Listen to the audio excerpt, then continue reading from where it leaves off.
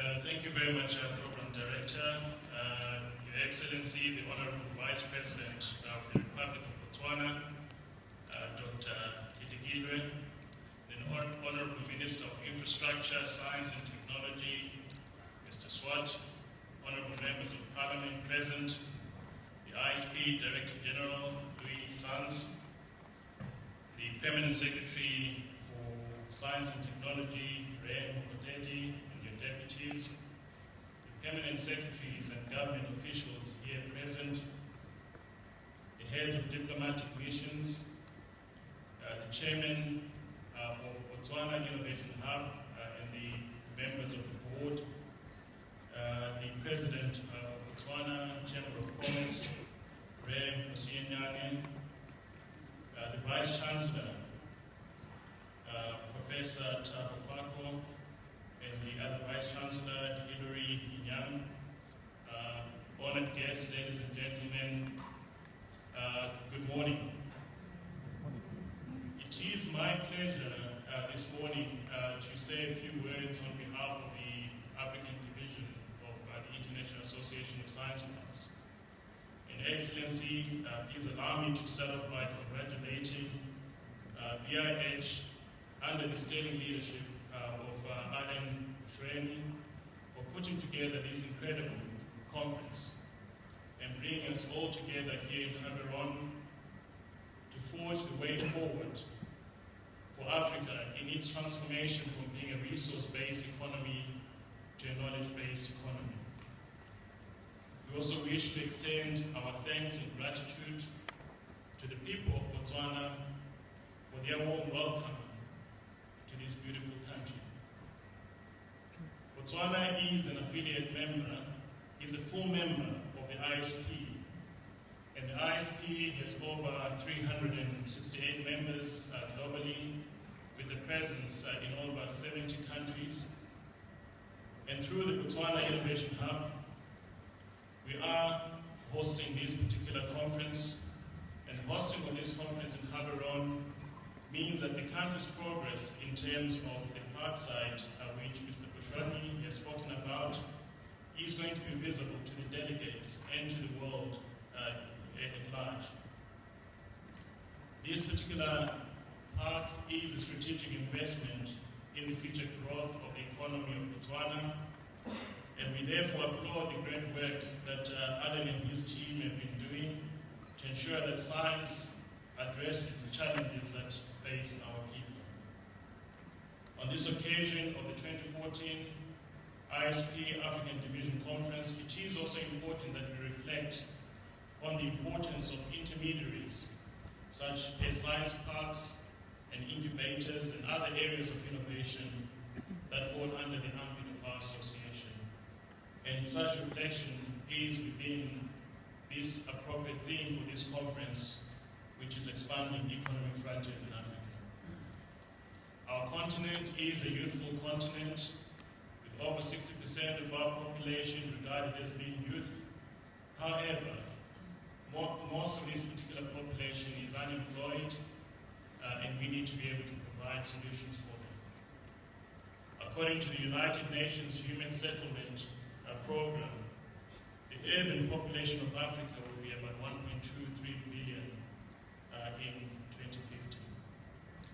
And we contrast this to a population of about 395 in 2009. It means that we need to be able to provide for solutions for 60% of the people that are going to be living in our cities. And we see this growth, Your Excellency. 34 years ago, I had the honor of visiting Botswana for the first time. And at that particular time, what is now a leading African city, Botswana, the people of Botswana used to call it the mall. And at the time, it had one traffic light. And when you contrast that 34 years down the line, you see the significant investment that the government of Botswana has made in terms of developing Gaborone and other cities, other towns, to be leading cities within Africa. The growth in urbanization will result in significant pressures in terms of service deliveries. And therefore, we need to be able to come up with innovations in various areas such as education, health, sanitation, safety, security, transportation, urban design, and just looking at reducing the cost of doing business in Africa. And therefore, innovation must mitigate these particular pressures. We are blessed with an abundance of natural resources. However, as Africa, we must transition to more value-adding industries and participate in the knowledge economy. And for us to claim our rightful place in the global knowledge economy, a few fundamentals are important, and at least 4 of them. The first one is our schooling system needs to be appropriate. And I'm pleased, Your Excellency, to hear about the investment that the government of Botswana is making into the schooling system. We still need to place a greater emphasis, however, on entrepreneurship as opposed to the current emphasis on employment. It is only through entrepreneurship and innovation that we can be able to identify the market opportunities which will become the seed of innovation. And secondly, we need to adopt a broader definition to innovation, to one that recognizes the fact that innovation permeates all aspects of our society. And thirdly, the discourse about innovation is incomplete if it does not include entrepreneurship, intellectual property, appropriate funding instruments and enablers such as incubators, science parks, and other areas of innovation. And we are pleased to hear about the work that BIH is doing in terms of setting up the National Technology Transfer Office. And lastly, we need to build institutional arrangements to foster innovation and ensure a holistic support to entrepreneurs as well as researchers working on cutting-edge technologies and solutions, but also to those entrepreneurs and societies working on frugal innovations that improve the quality of life of our people. We need to develop our local economies by creating the right environment that is conducive to entrepreneurship. And we need to develop new African industries. Today, we are gathered here to create an African agenda for science parks and other areas of innovation. And with the support of our governments, we need to establish more science and technology parks and other areas of innovation throughout the continent.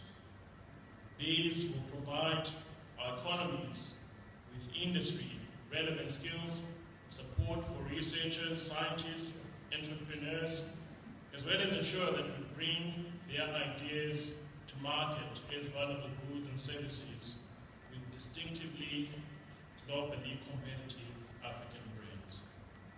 It is thus important that we recognize the important role of science parks as being catalysts for development and contribution towards academic research, training graduates and entrepreneurs so as to accelerate Africa's productivity and economic growth.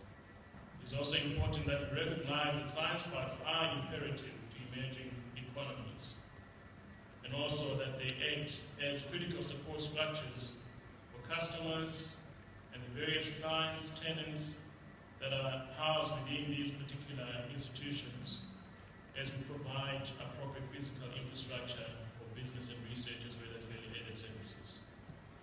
As the African Division of the IASP, we recognize the proactive role that our governments are playing to create the enabling environments for our youth to become part of Africa's future, and in particular the creation of sustainable businesses.